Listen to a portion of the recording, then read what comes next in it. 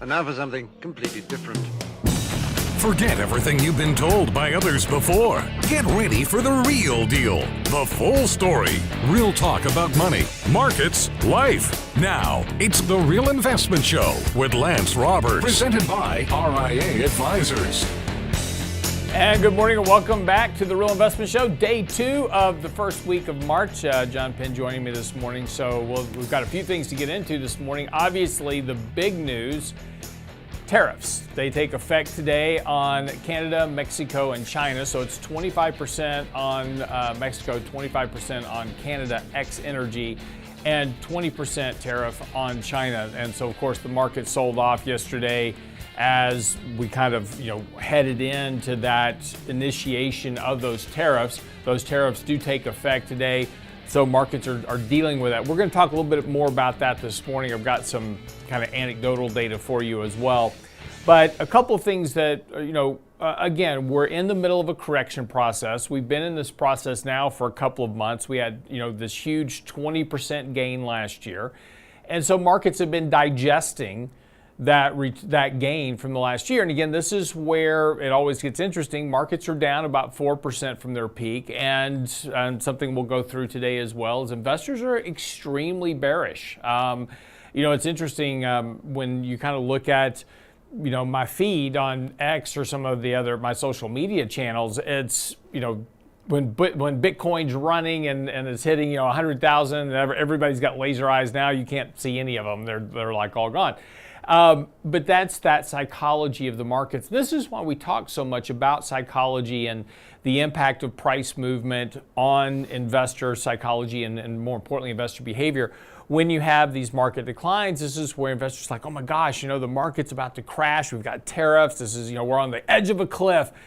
And maybe we could have a bigger correction in the markets. That is certainly possible. right? So we can't exclude the reality that there is a possibility that this market could, have a bigger decline. However, this is why we come back and we look at technicals and we look at, things like bearish sentiment. We look at positioning, because when the majority of investors get onto one side of the trade, and again, I've got some charts for you this morning, I'll show you in a few minutes, but when they get very, very bearish, that's that psychology, and that's typically when sellers kind of get washed out. And we're seeing a lot of that right now. We're seeing a lot of that washout of sellers in the markets, and we'll kind of get to a point where markets will provide this counter trend rally. So here's the important part, is that tariffs are important, right? Because that does increase the input cost to consumers, ultimately, if it is passed on by the producers. As we said before, very important about tariffs. Understand that tariffs only impact the producer side.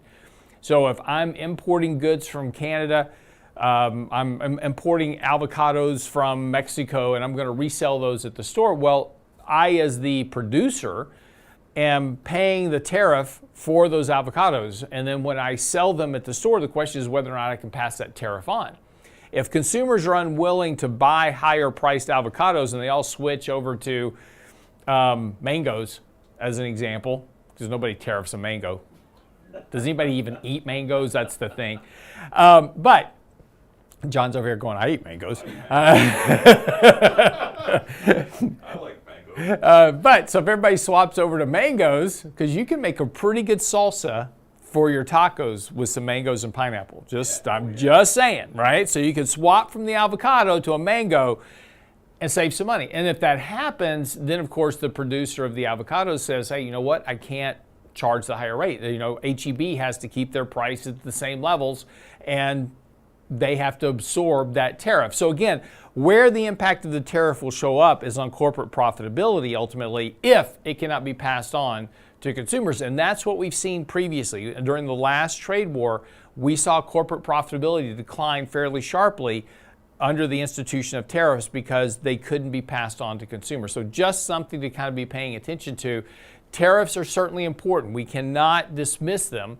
They are going to impact profitability of companies. Earnings estimates are very high, as we talked about earlier this year.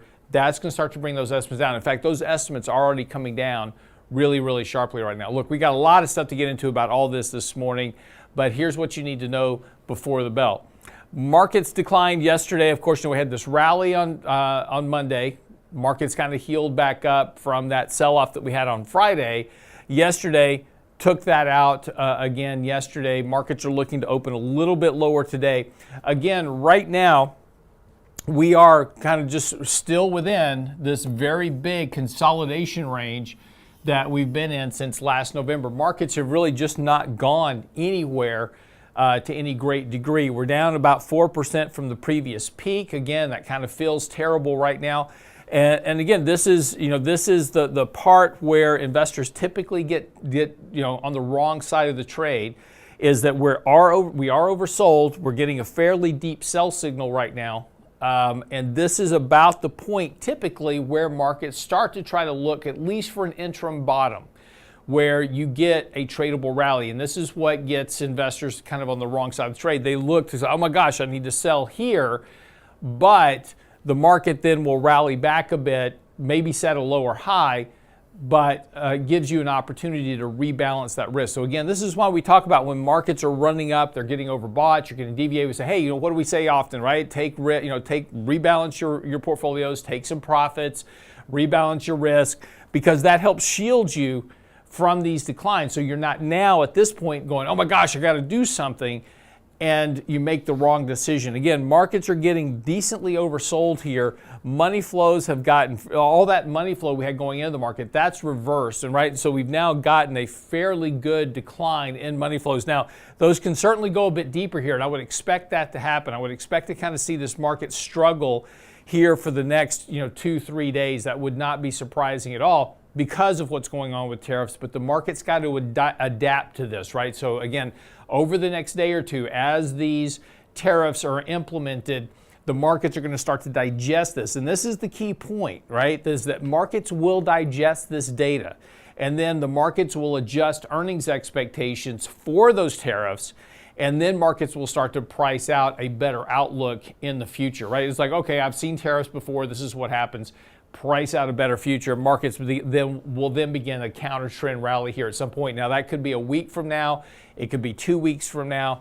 But again, as we talked about yesterday, March and April tend to be seasonally strong months. Again, that isn't necessarily always the case, but these typically, we had a weak February, and so markets have gotten through a lot of the selling pressure. A lot of the selling pressure in the markets is getting washed out. And again, that's why we're getting the kind of these deeper oversold signals.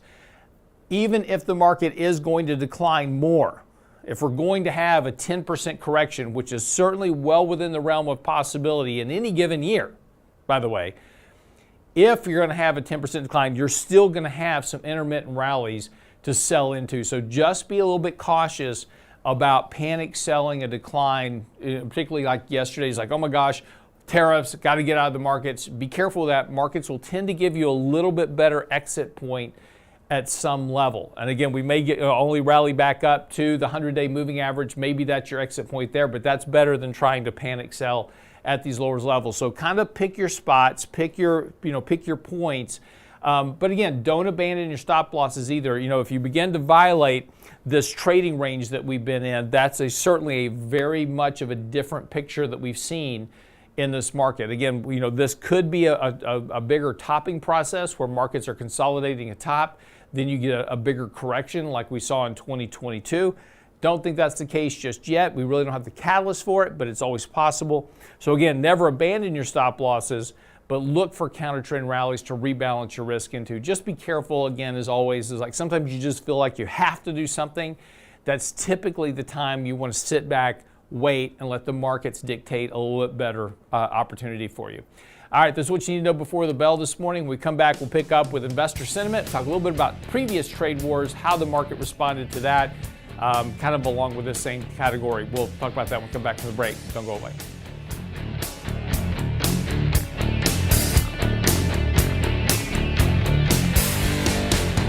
Get daily investment news you can use, delivered at the speed of the internet at realinvestmentadvice.com. The Social Security Fairness Act dropped elements that reduced Social Security payments, retroactive to last year. What are you going to do with all that extra income? Our next Candid Coffee offers savvy Social Security planning if you were dinged by windfall and pension offsets. Saturday, March 29th. Richard Rosso and Danny Ratliff answer your questions about Social Security benefits and what the removal of WEP and GPO means for your retirement. Candid Coffee with Ratliff and Rosso. Register today at realinvestmentadvice.com. Attention Chevron employees and anyone else receiving or considering a company severance package. We know the process can be intimidating. What should you know to maximize your payout? Lump sum or pension annuity, retirement plan rollover or not? What about tax timing your severance? The fiduciary advisors at RIA Advisors can help you make the best decisions for your situation. Call us today at 855-742-7526. That's 855-742-PLAN. Or online at realinvestmentadvice.com. The Real Investment Show. RIA Advisors Research is the envy of the industry. Our economic insights are featured on advisorperspectives.com, Fox Business, and MarketWatch. RIA provides advisors with marketing and back office support, objective research, and holistic, cutting-edge financial planning tools to meet your clients' needs. Want to join a winning team and be part of a fiduciary culture where you can do your best work? Then why haven't you contacted us yet? Go to our confidential advisor hub at realinvestmentadvice.com. RIA Advisors. Big enough where it matters, agile enough when it counts. And now, another page from the Real Investment Advisors Investing Manifesto. A passive investment portfolio requires active risk management. It's not a choice, it's necessity. Diversification doesn't protect against risk of loss. Let us actively help you reach your financial goals with RIA Advisors. Neither bull nor bear. RIA Advisors, 281-501-1791 or online at realinvestmentadvice.com. You're listening to The Real Investment Show.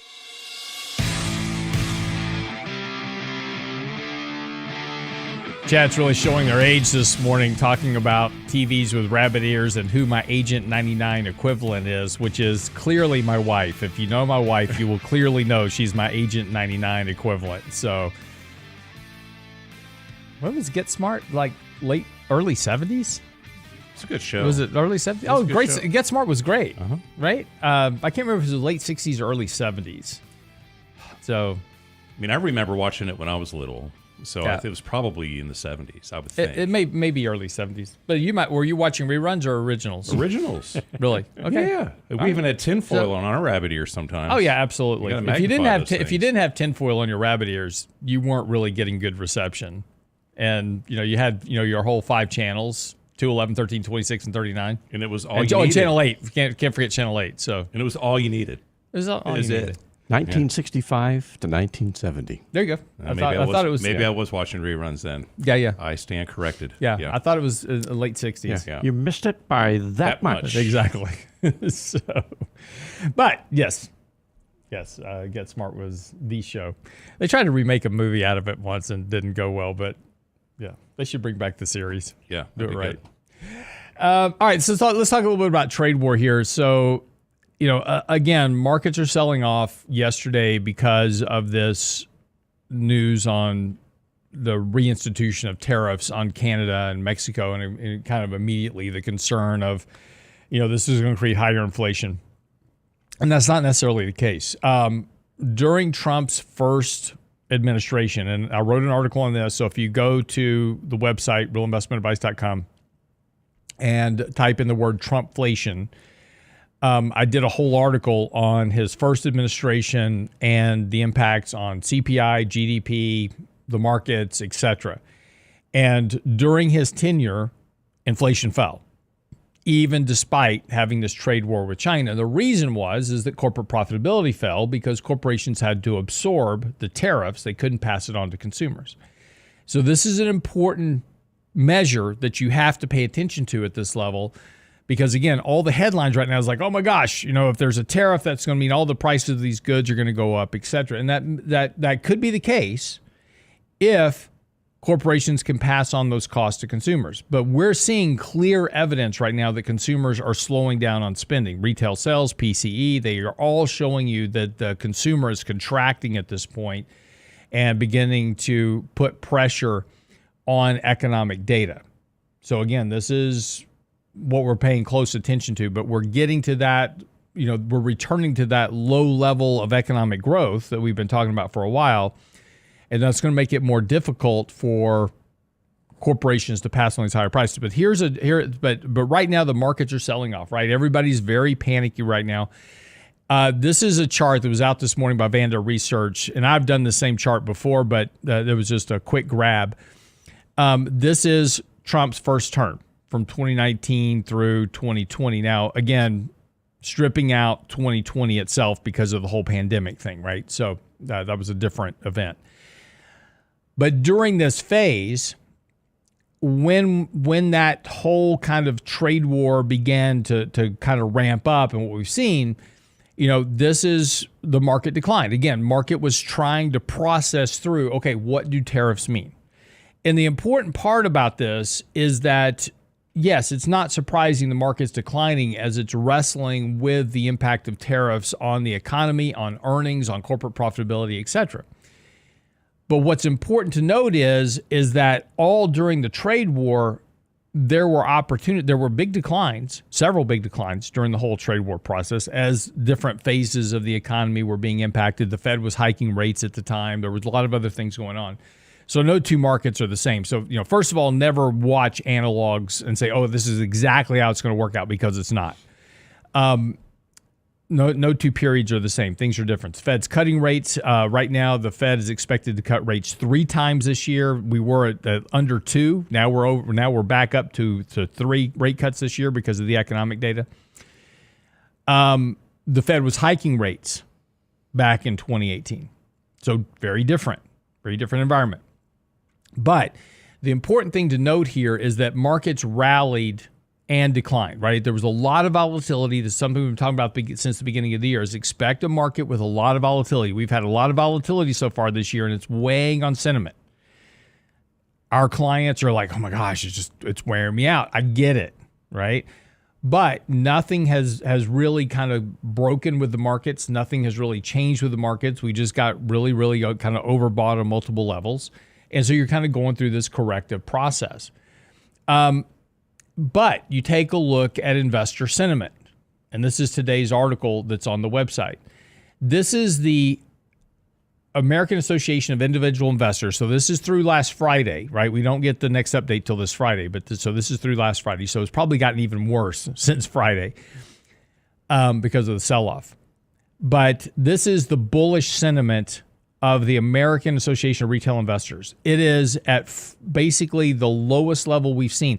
The last time that we were near this level was at the bottom of the market in 2022, right, where we were down 20%. We're down 4% from the peak. And already consumers or investors are as bearish as if we've just been through a major decline. If you look back at 2018 during the kind of the Fed rate hike taper tantrum, right? The whole issue there, the Fed's like, oh, we're nowhere near the neutral rate, and we have a 20% decline. Bearish sentiment is lower now than it was then, right?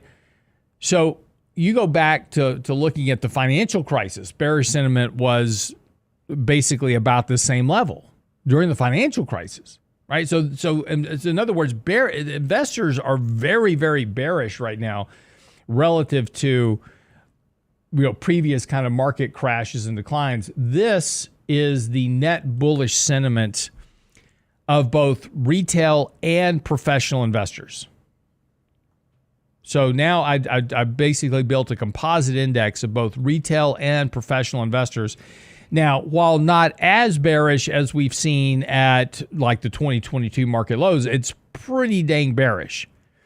And at levels that have normally been consistent with at least short-term market bottoms. In other words, when investors are getting all kind of on one side of the boat being bullish, right? That's typically a good opportunity to start thinking about taking a little bit of money off the table. But we're now at levels where normally market bottoms start to form. And because you've kind of wrung out, everybody's kind of on, everybody that's going to sell has sold. There's an old saying by Sam Stovall, as like when everybody's bullish, right? Who's left to buy?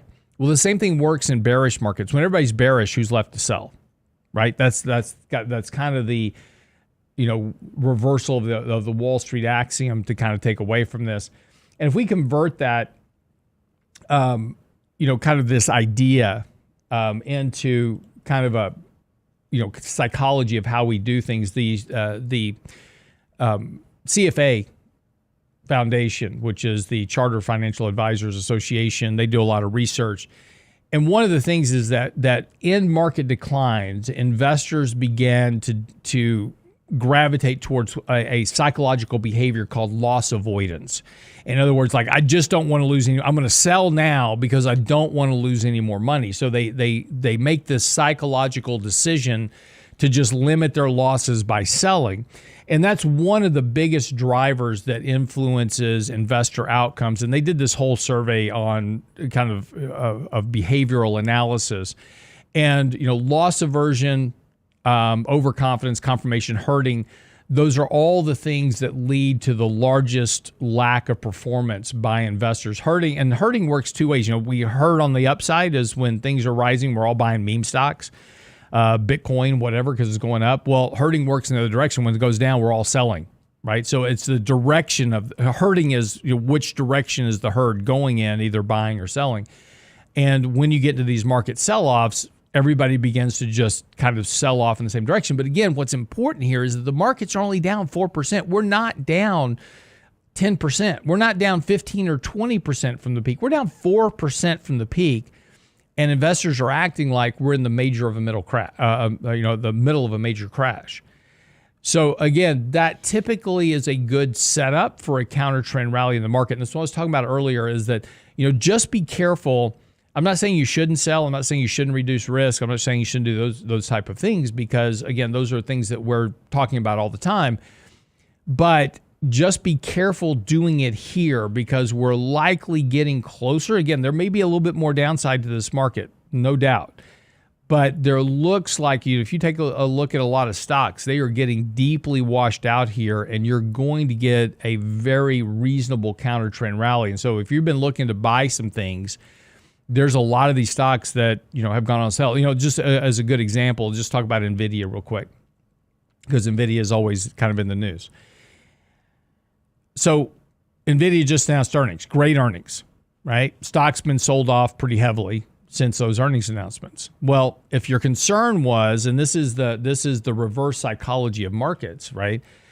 I don't want to, I think NVIDIA is too high priced, right? There's NVIDIA's too overpriced, AI is slowing down. There's not the spend. Everybody thought it's okay, so the price declines. Well, what the market is doing right now is adjusting the price for what they expect forward sales and earnings to be. So any of that concern that you had about the slowdown in AI is being priced out of the stock right now. So again, NVIDIA, unless you just think AI is not going to be the next internet, right? And it's just a fad and nobody's ever going to use AI, that's a different thesis altogether. But if you think AI is going to be here, if you think AI is going to continue to expand in some degree, that means NVIDIA is not going away. And at some point, it's going to be a good buy, right? The question is where is that level? And again, that's something you've got to figure out on your own. But that stock in particular is getting pretty washed out here and has been repriced for what future expectations are likely to be. So again, this is my point about not falling trapped to the herd. Pay attention to your fundamentals, pay attention to your technicals. All right, quick break. We'll come back, pick up John Penn. Don't go away.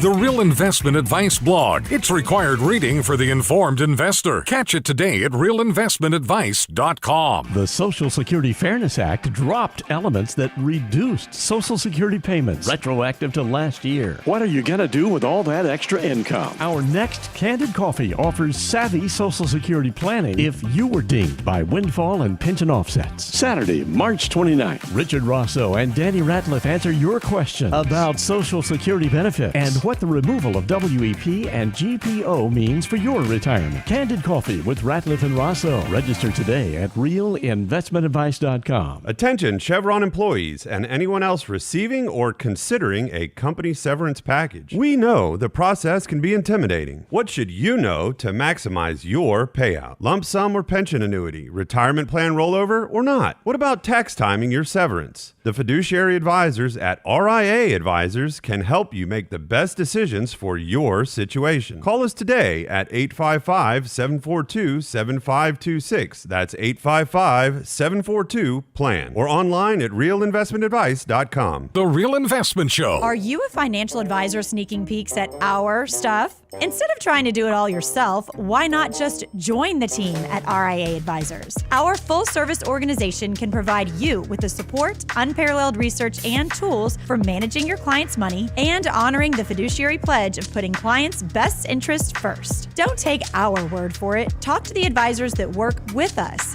Want to come win with us? Go to our confidential advisor hub at realinvestmentadvice.com. RIA Advisors, big enough where it matters, agile enough when it counts. Can't catch the whole show now? Listen to our podcast later at realinvestmentadvice.com. Anybody that's been married at all knows this to be a true story. If you tell your wife something that you know for a fact to be true, she won't listen to you. But if she hears the exact same thing from a girlfriend or from somebody else, it's gospel. The Real Investment Show podcast. Danny came up with this idea that we create a fake Facebook page and that you can all subscribe to, and then we will create a fake profile that will answer her in her feed. This is what you need to do, even though it's the exact same information that you just told at her. realinvestmentadvice.com. I like it. I like this a lot, actually. And now, another page from the Real Investment Advisors Investing Manifesto. Bulls win in bull markets. Bears win in bear markets. Eagles soar above and take advantage of opportunity. Let us help you soar as you reach your financial goals with RIA Advisors. Neither bull nor bear. RIA Advisors, 281-501-1791 or online at realinvestmentadvice.com. If you're working and looking to retire soon, a Medicare special enrollment period is in your future. Understanding Medicare choices, enrollment deadlines, and costs are essential to your overall standard of living in retirement. The wrong choices can cost you thousands in penalties. Make sense of Medicare's alphabet soup with RIA Advisors online resources and one-on-one partners to help secure the healthcare insurance choice that is right for your lifestyle and budget and avoid gaps in coverage. Click on the insurance tab at realinvestmentadvice.com today. realinvestmentadvice.com. The Real Investment Show YouTube channel has all our videos ready for your easy access. Subscribe and bookmark our YouTube channel at realinvestmentadvice.com. You're listening to The Real Investment Show.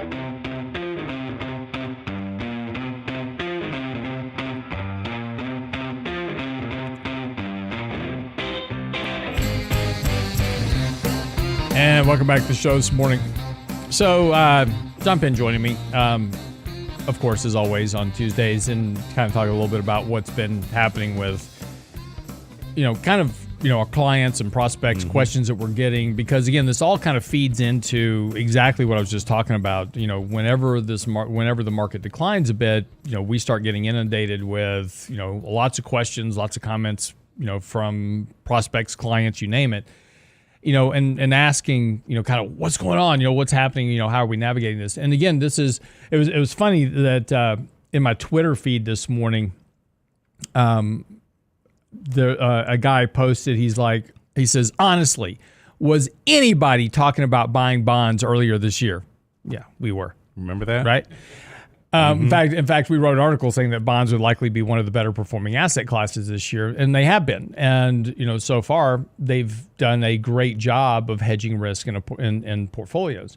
And this is the point about diversification, about allocation, about risk management, all those things. And I know we talk about this stuff a lot. And when the markets are rallying, it was like, hey, take some profits, reduce your risk, rebalance your portfolio, blah blah blah. You're like, why are you talking about this all the time? Markets are going up. Why would you do that? Because of exactly this, right? So when markets reverse, it's much easier to navigate. Yeah, we got some positions that are down in our portfolio right now. So, they're down from their peaks, but we've got other positions. This market's been going through a big rotation.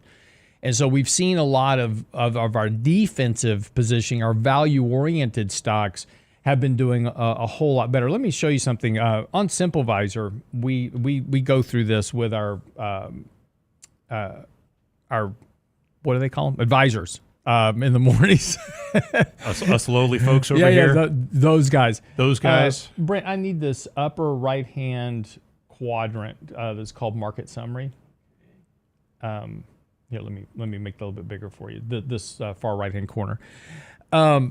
What we provide is, and so on SimpleVisor, we have a couple of different ways that we look at market rotations. And again, this is the thing that we talk about a lot, is that when things are out of favor or really in favor, you're eventually going to get a market rotation.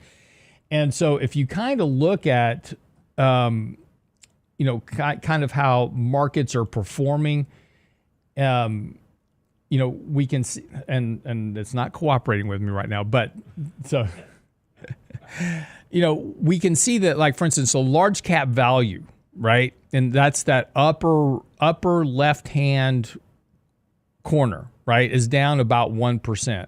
Large cap growth is down about 2.5%. Small cap growth is down 2.8%. Mid cap growth is down 2.5%. And so when you start taking a look at where's money kind of been rotating to, it's been rotating into. You can just leave this up, Brent, because I'm about to swap. Well, actually, take it off because I'm going to swap on you real quick and then get you to come back. But we're seeing money rotating into those kind of value-oriented sectors. And in fact, so we can look at different factors of the markets in general, right? And look at, and we've talked about this before. So what are the areas of the markets that have been doing a whole lot better lately versus the ones that have been doing worse lately, right? Where's money been going to?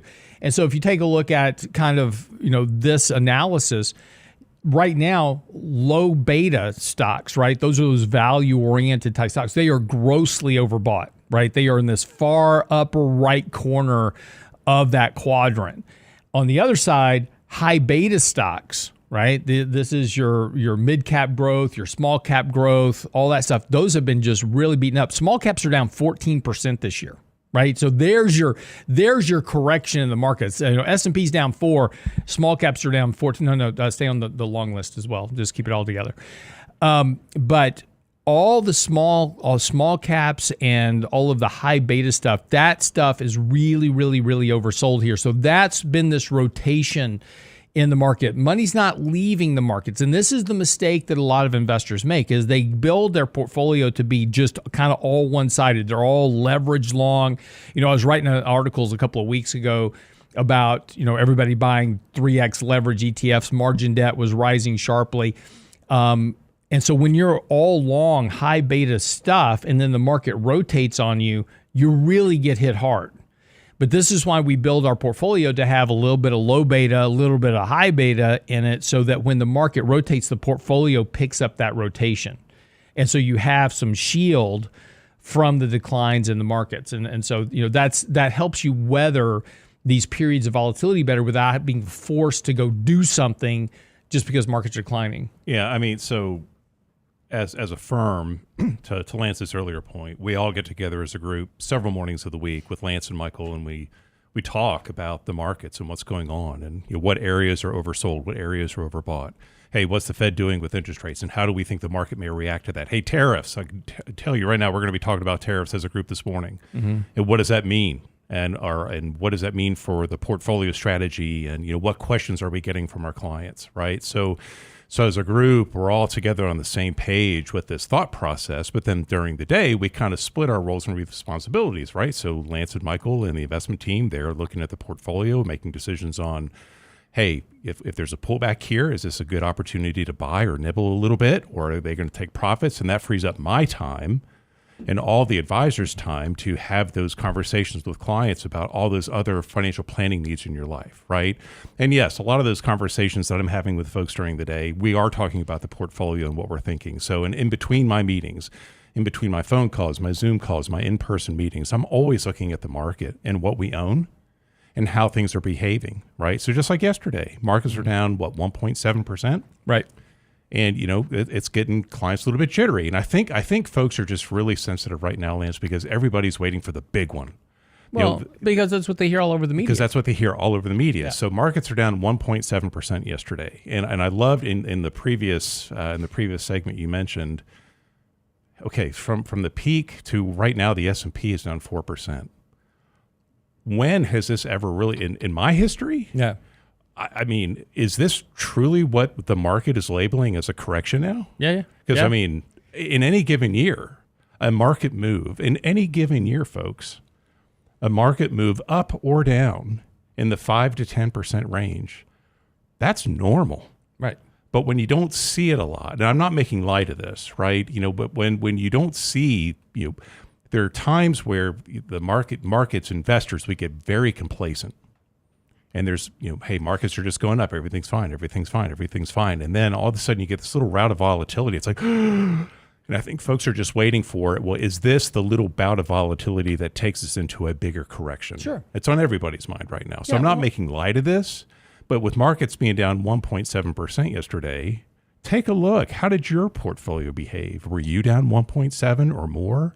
Were you down less? Just know, like here, excuse me, whenever there are periods of market volatility, I'm always in there looking at portfolios to see how they're behaving, right? And for the most part, portfolios are holding up very well. Well, here, Brent, can you bring this up for me real quick? I'll just show you this. Yeah. Is that, again, this is, and to your point, right? Yeah. This is the whole point. So yesterday, the market was down 1.7%. S&P was down. Yeah. So the benchmark, the 60-40 benchmark was down about 0.97 yesterday. That's that portfolio along the very bottom. It was down about 97 bips yesterday. Our portfolio was down about 71 bips yesterday. So the point is you're going to be down in a market, but the portfolio was down a full 1% less than the actual market itself. And then this is, and again, we've talked about this before, is that when you start talking about, performance and navigating these periods of turmoil that we have in the markets. And this is the portfolio just year to date is just an example. This is just the 60-40 model. This is a live portfolio that we track and run. The blue line is the S&P. The green line is the actual portfolio. And there's that big gap that's now shown up. And so that's the benefit of, having bonds in the portfolio during periods of volatility, but then also the diversification of assets is also helping keep that performance stable while the markets are going through this correction. And yes, look, we own NVIDIA, we own Apple, we own Microsoft, we own Google, Amazon. So we own those Mag 7s, but then we also own stocks like United Technologies and Costco and Walmart and AbbVie and Procter & Gamble. We own these really boring stocks that are just throwing off a dividend.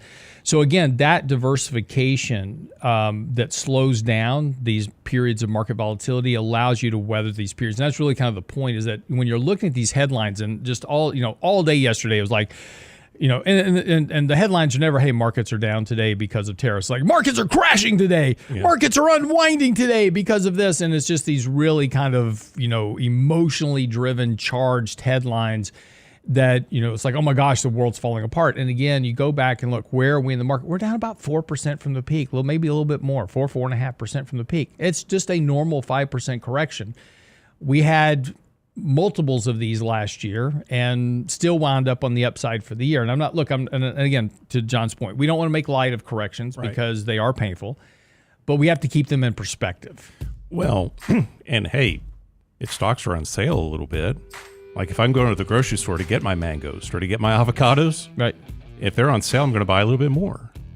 So if stocks are down here, are they at the perfect price? Is anything ever at a perfect price? Probably not. Yep. But are they a better value than where they were before? Maybe it makes sense to take some of your cash and nibble a little bit. Sure. Possibly. And we'll probably be doing that here shortly. So just trying to figure the right place. All right, come back. We'll get ready to wrap up the show. Got a few questions to get through. Don't go away.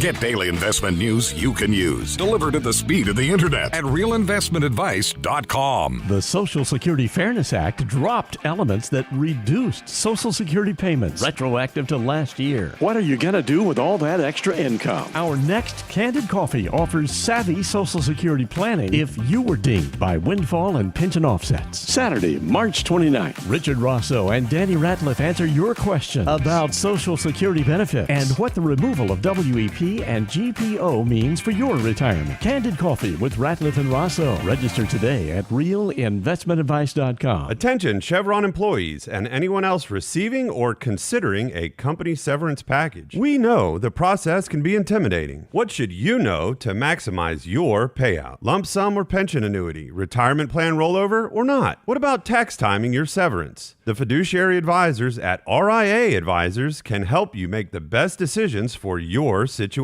Call us today at 855-742-7526. That's 855-742-PLAN. Or online at realinvestmentadvice.com. The Real Investment Show. RIA Advisors Research is the envy of the industry. Our economic insights are featured on advisorperspectives.com, Fox Business, and MarketWatch. RIA provides advisors with marketing and back office support, objective research, and holistic, cutting-edge financial planning tools to meet your clients' needs. Want to join a winning team and be part of a fiduciary culture where you can do your best work? Then why haven't you contacted us yet? Go to our confidential advisor hub at realinvestmentadvice.com. RIA Advisors. Big enough where it matters, agile enough when it counts. And now, another page from the Real Investment Advisors Investing Manifesto. Manage risk and volatility rather than trying to manage gains. You don't have to be right all the time. Long-term investing success is a 70% gain. Let us help you reach your financial goals with RIA Advisors. Neither bull nor bear. RIA Advisors, 281-501-1791 or online at realinvestmentadvice.com. You're listening to The Real Investment Show.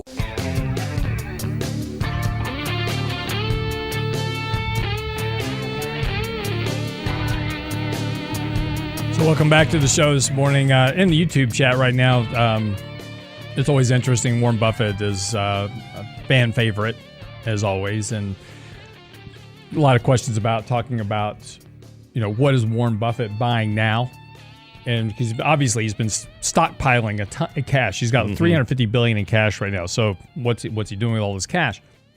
So if you go to our website, simplevisor.com, we actually post all of the portfolios of a whole variety of hedge fund managers and big kind of big investors in the markets, whether it's Appaloosa or First Eagle or the Gates Foundation, you name it.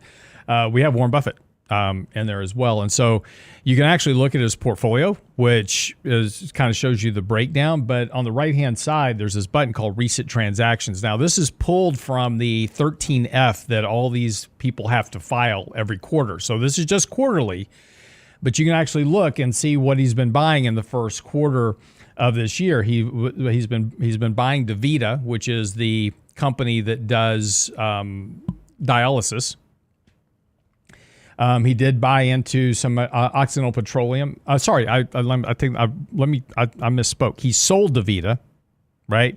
He added to his position in Occidental Petroleum, Sirius XM Holdings, and VeriSign.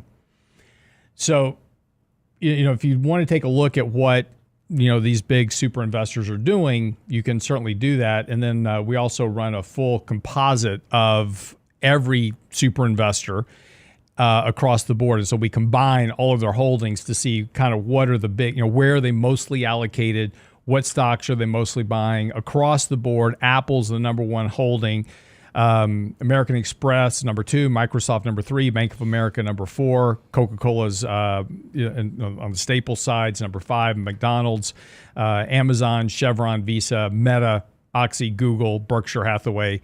Because everybody buys Warren Buffett, right? So we own Warren Buffett too. We own it. So why wouldn't you own Warren Buffett, right? But so you can see, kind of how these big investors are tracking, and so it kind of just helps you give you some ideas, saying, look, how are they weighted? Right now, big weights in financials, big weights in technology. Big weights in consumer staples, and underweight in areas, really kind of small weightings, or I should say smaller weightings in things like real estate, utilities, materials, energy, and communications. So, and that's just on the combined global. Now, again, you get into each one, you'll find very different weightings. If you pick a manager, that is typically kind of more technology oriented, then you're going to get a very different look than kind of what Bill Gates is doing. So, for instance, we take a look at Viking Global Investors. They have a very big weighting in financials, big weighting in technology. So, most of their top holdings are in financial stocks because that's their bent. So, again, just if you have a particular style, you can kind of find a manager to follow that replicate your style of investing, see what his holdings are, et cetera. But again, you got to be careful. Those are all updated quarterly because that's when they file the 13F. So during that quarter, they could sell their position and you won't know till the end of the quarter. So you've got to be a little bit careful. I want to invest like Warren Buffett. You don't know what he does during the quarter, and you may be, the stock may be down 30%. By the time you get the 13F, and then you go, well, he never told me to sell it. Well, he did sell it 3 months ago, right? It just didn't show up till the end of the 13F. So you got to be very, very careful with that. Warren's not going to call you. Yeah. He doesn't have me on speed dial, unfortunately. I haven't made his Rolodex yet on that one. Exactly. Yeah. But it is interesting, again, because Warren Buffett comes up a lot. Everybody watches Warren Buffett very closely. He is raising a lot of cash right now. He has intimated that, he is holding cash for opportunities. And that, that intimation could be, that he's expecting a market reversal at some point where he can really take advantage of opportunities. Yeah, and you're talking a lot about weights and how things are weighted in a portfolio. Mm-hmm. And I know that's something that, like you and the team, that you guys really pay very close attention to as well when you're building in a position in the portfolio, where there's enough weight there where if there's, positive return that the portfolio it receives alpha. It benefits from that, right? But there's not so much where, like, great example, when DeepSeek came out, and on, what was that, Monday the 27th of January, when NVIDIA, we woke up, NVIDIA was down, 17 or 18% even before the market opened. Yes, so that was an unexpected event. We couldn't plan for that. But the way that NVIDIA is weighted in the portfolio, it wasn't so much where that derailed the entire portfolio that day. So even though that day, I mean, portfolios were flat to slightly negative, some portfolios were positive, right? So I like what you were talking about with paying attention to how to weight an investment within the portfolio structure. There's a book called Turtle Investing, and if you are a more active trader, then you might want to read the book on turtle trading.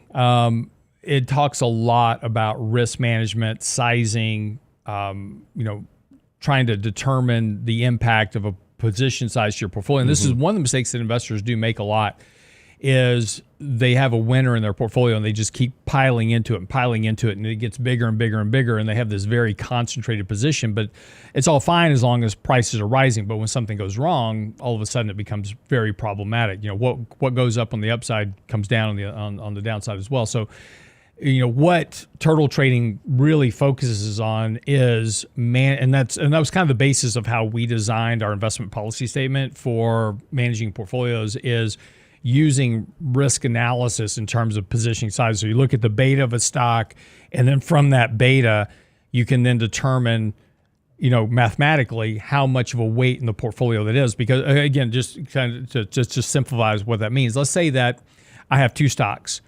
One goes up 1% in a day on average, and one goes up 2% on the day in average.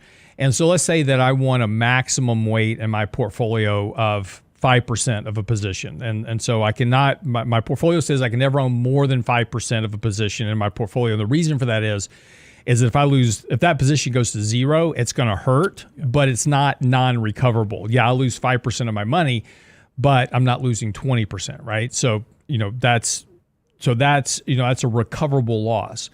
So if my maximum weight is 5%, but I've got a stock that on average goes up 2 times everything else, the maximum size of that position can only be 2.5, right? It can only be half of the maximum size because it has volatility that's twice that of the rest of the portfolio.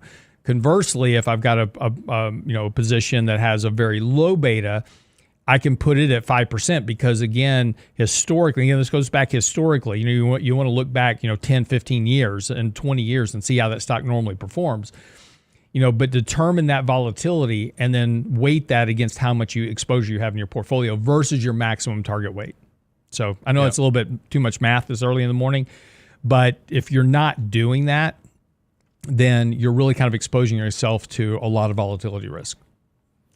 So I know, and with the couple minutes that we have left, I've been getting a lot of questions around the non-U.S. markets or the international markets. And so far, the developed international markets, not the emerging markets, but the developed international markets so far this year have done pretty well. There's been some strong performance there. So I'm getting a lot of questions from folks around, hey, is it time to nibble? Is it time to start bringing international exposure into a portfolio?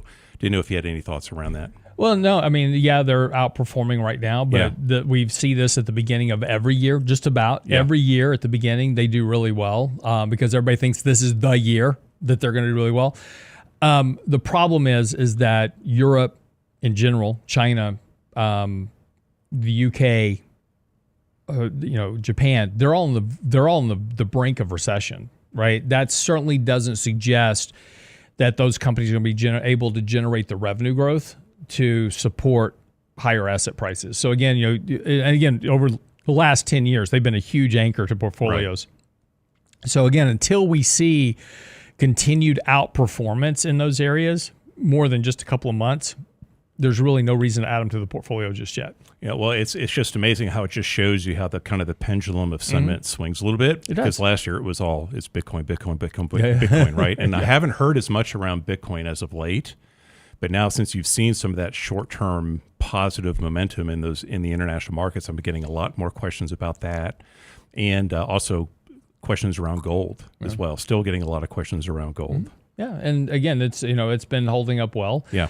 But again, there's just there's been a lot of things that have been going around. Again, there's been a lot of factors affecting the market. With tariffs is a good example. There's been a huge. A lot of we kind of look at the ISM prices paid, and we see this big import coming up. That's the function. A big big part of that has been basically the importation of gold from London into the U.S. to front run tariffs, right? Because if the tariffs got imposed like today, now there's a 25% tax on bringing gold in from London.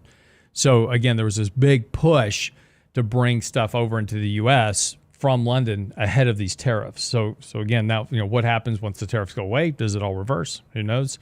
But yeah, so there's all these factors that are weighing on things, and we're just looking at price, and then we try to attach a narrative to it. Mm-hmm. But just be careful with the narrative. Just make sure the narrative is actually correct. Yeah. So, all right, you got about 30 seconds. You got any last minute comments? Well, I guess I'm getting a lot of questions around tips too. I don't know if we have time to talk about inflation protected securities. Maybe we can pick this up next week. But, sure. But I'm getting a lot of questions around. So now you're starting to see more interest in bonds. I know, but right? Tips are such a terrible investment. Well, I'm getting a lot of questions around tips. All right, next week. All right, we'll dedicate a whole segment to why tips are a terrible investment. Oh, that's right. We're off next week. The week after. So hold on to your seats, folks. That's right. Week after next. Not Tuesday, following Tuesday, we'll do tips. Write that down. We'll do it. Don't forget, next week, I am out of town for the week. I will be back the following week, and nobody wants to sub for me next week. So we will have all of our shows. We've got a lot of great stuff lined up for you on our podcast. So simply go to Apple iTunes, Spotify, SoundCloud, you name whatever your favorite podcast app is, we're there. Just search up Real Investment Show on your favorite podcast. We'll have plenty of stuff for you next week. Keep you entertained. Then we'll be back live for video the following Monday. Have a great week. We'll see you tomorrow.